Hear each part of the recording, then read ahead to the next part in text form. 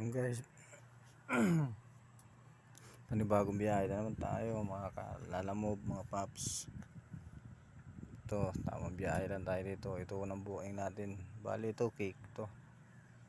Delivery ma'am. Ang rates pala niya, nasa ano lang yan, 101. Pero binigay dyan ni ma'am, ano siya, 200. Kaya thank you kay ma'am. Bali may tip tayo dyan. Sa Pasig to, ayan o, may nakalagay naman dyan Pasig. Tapos yung sa ano nga pala mga paps, para hindi kayo kung sakali mapadpad kayo doon sa Paranaque, si may Grand Monaca. Pagkuha ko ng booking, scam yung booking na yun. Naabutan pa talaga ako ng ulan doon. Tapos pagdating ko ron sa pick up na yun, scam pala, putik. Pang pitong laalamob na pala ako doon na na-scam. Bali may 6 na nauna sa akin. Hindi ko na, yung una nakukontak ko pa yung number nung pick up, tapos yung tinatawagan ko na ulit, wala na, di na nakukontak, nakapatay na. Yung receiver okay naman siya, natatawagan naman. Tapos sabi nga nung receiver, ibigyan niya na lang daw ako sa GCash. Bali binayaran yun na pagpunta ko ron. Kaya pinabayaan ko na lang din, umalis na lang ako. Tapos nagpaliwanag ng security guard sa akin na ilang beses na rin daw talaga ginagawa yan. Matagal na rin daw kasi siyang security guard do, kaya kabisado niya na yung ano nun.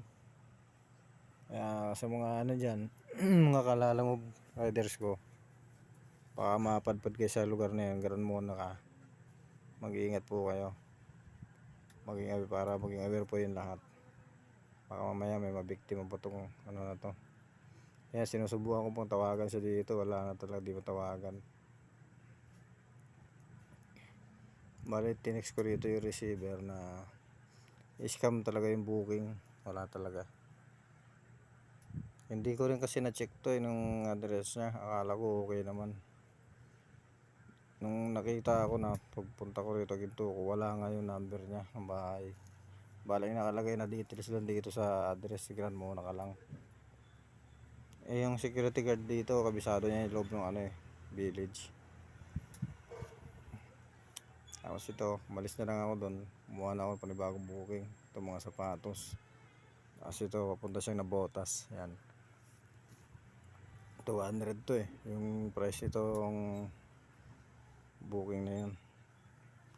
Tapos ito naman 207. Nagkaroon pa ng diferensya to. Ang layo na nakabook, ayan layo na nakapin.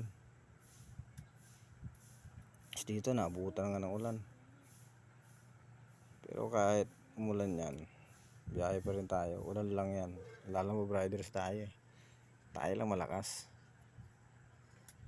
diba mga paps? Ayan, ulan ka lang.